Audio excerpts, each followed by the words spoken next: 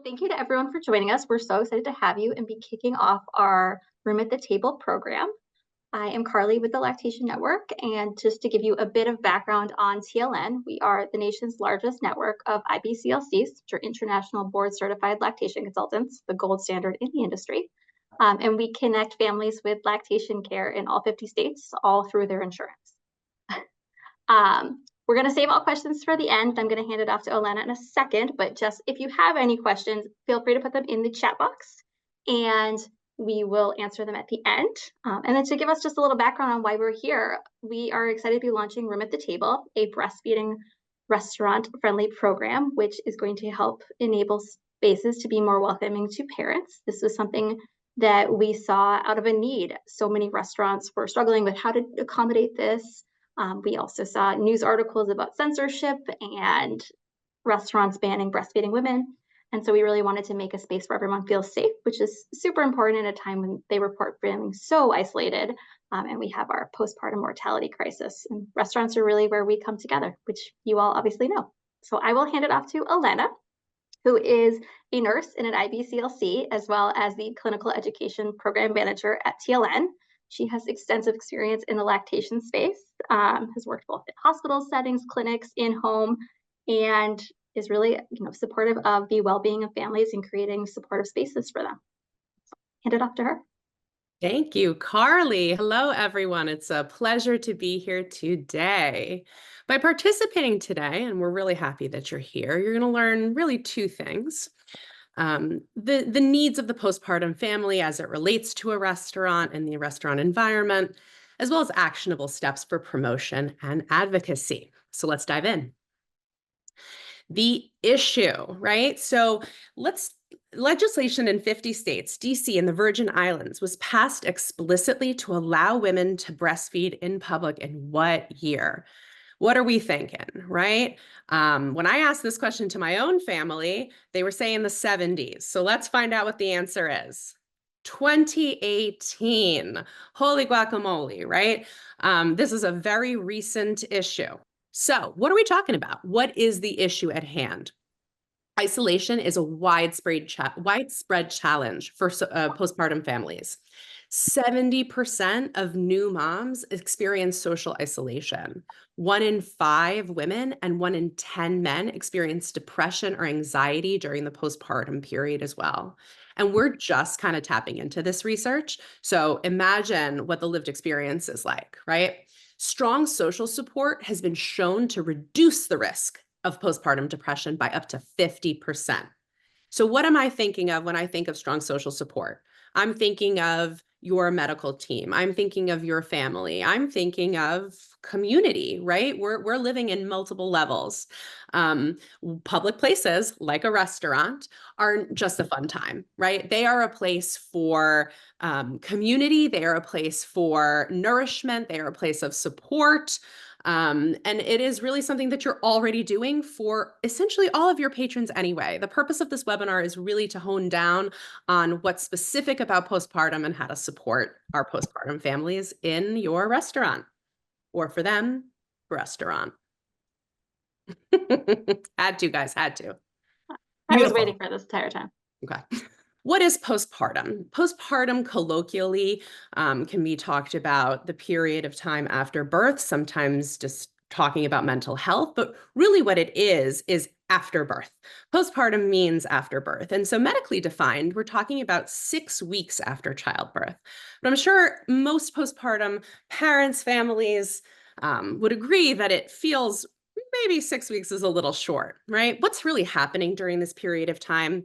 You're transitioning to life with a newborn. There are going to be huge physiological, psychosocial changes that occur during this period of time. And ideally, we're looking for a team approach to provide education, care. This is true of the medical side, the clinical side, but also of just the support that it takes a village to raise a child. If there is one thing clinically that you're going to take from this opportunity today, it is that breastfeeding is a skill. Okay, this is the one thing I definitely want you to remember. This is not necessarily something that is innate. You really watch other people do it. And so, this is why it's so unique to have an opportunity to talk to you today about doing this and promoting breastfeeding and infant feeding in restaurants and in your places of employ.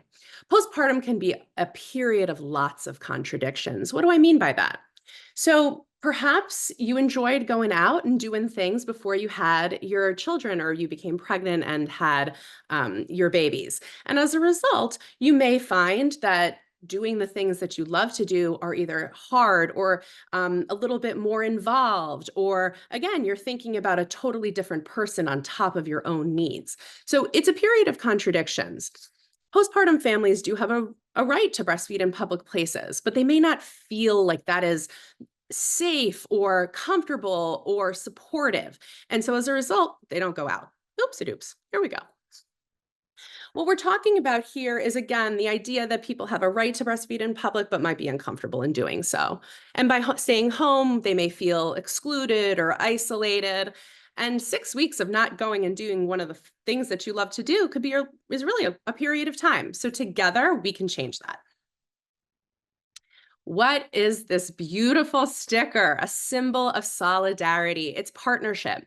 Displaying the sticker means that your restaurant is proud to partner with TLM, the Lactation Network, to create a safe space for breastfeeding families. It signifies that the team is dedicated to creating a supportive and welcoming environment for your patrons to eat, connect, and relax. It's quite nice, I have to say. So offer support. How are we going to create a situation where families are feeling welcome?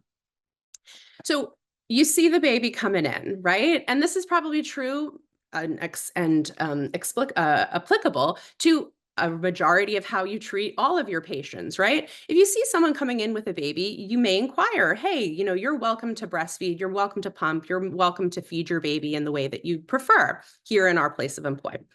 Check in with them throughout the visit. You're going to be doing this with all of your patrons. But again, feeling comfortable and offering that support, even asking, goes a long way to feeling included. Fostering that comfort. What can we do? What do postpartum families and lactating parents need? If someone's coming in, you may inquire about a seating preference, right? We don't know. I'm a clinician. I'm a lactation consultant myself. I don't know what our families need until I ask them. And it's going to be true for you as well. So ask about a seating preference. Something like, do you prefer being in the corner where it's quieter? Can I give you a place where there is an easier access to an outlet? Breastfeeding families may need different things. So an outlet, like I just mentioned, could be for a pump, to charge something, wipes for messes, a clean sanitary surface. This is an opportunity also to be experiencing what we're all experiencing, which is a huge shift in the way that we are parenting. And so as a result, our society is changing. So as a result, it would be lovely to see regardless of gender, restrooms that have changing tables. It would be something that would be very helpful for the whole family. And this one is super important for all the lactating families out there. Water, water, water. The experience of breastfeeding makes you feel like you have the Sahara Desert in your mouth. All right. Anecdotal and personal experience here. So you would truly one of the nicest things, and it seems so silly because, again, you're probably doing all of these things already. Inquiring and filling up water for someone who doesn't really get an opportunity to do things for themselves is a huge, huge a token of appreciation and honestly inclusion. You may want to box things up, those kinds of things. Promoting awareness, right? Again, we're talking about how to make families welcome. If you hear negative comments, complaints from other patrons, you're going to want to escalate that, right? It's going to be navigating that is something that will be an internal thing, but we want to escalate as soon as possible to make sure people feel comfortable. And then educating guests about breastfeeding friendly commitments and making sure that families can feed and be fed with community support. The reality of the situation is breastfeeding can happen anywhere, right? It doesn't have to happen in the home. People want to go out. People want to celebrate. We've talked about the idea of seeing this out there and creating more inclusion, support, and awareness. And it's been an honor to chat. So, Questions, thoughts, concerns? Let's talk. Great. Looks like we've got a few questions that we'll dive right into. The first one is more about the program, but for how long do I need to commit to the program? Truthfully, we would love to have you forever. I think it's something that we'll continue to adapt. We will add more programming as things evolve and as we get more guidance, just to make sure that you guys are aware of the needs as they change of breastfeeding parents. So more to come, hopefully. Kind of see this as V1. Then one of the questions is about the logistics. When someone comes in with a young child and tells me that they are breastfeeding, is there any kind of logistics that I should be aware of? It's a great I'll take question. that one. Yeah. Yeah, it's a great question. Logistics, right? So what are things that you may be offering someone who is breastfeeding? Hot and cold, right? So someone may need some warmth. That may be warm water, warm tea, warm something in a mug or a cup or a container. So I'm thinking warming bottles. I'm thinking something along those lines. And then I'm also thinking cold, right? So ice could be for a whole host of reasons. Could be for physiological reasons for the lactating parent. Could be for storing milk potentially. So yeah, great question. What about seating wise? Is there anywhere Oh, that they typically yeah, like? that's a good consideration. Anytime there's a preference, I would always ask. Yep. So I would always ask if there is a seat that you want. Is there a preference that you have? How can we accommodate you? I would put it right back on the parent or the family. The other consideration is assume nothing. If you have someone who is able to tell you your preferences, divulge information about what they want, they like, don't like, just ask. It's a great way to get connected and assume nothing. It's a good one. This next question is a really good segue. Um, I often have patrons that ask about bottle warming. What do you typically recommend that we bring? I never know what to do. It's a great consideration. The first thing I would probably consider is to look at the size bottle, right? It's going to determine what kind of vessel it will be heated in, right? Bottles, there are 80, 90 bottles on the market right now, actually. So considering what it looks like is a important factor. And then once you see what it is and what kind of container it will fit, we're looking for some warm water to heat it up. It doesn't have to be boiling. Heated water is appropriate for warming milk. And our last I always like the question quarter is, pants, I too. have some staff that are coming back from maternity leave. And I want to make sure that I'm super accommodating to them. Any ideas of what I should do? This is an amazing first step, right? If you're extending courtesies, compassion, support, advocacy to your breastfeeding patrons, I'm welcoming, and I'm sure that everyone here at TLN would welcome support of your employees as well. There would be certain things that I would look into with regards to employees specifically, and that would be to look into the PUMP Act. That will give you a lot of guidance as to what is legally required.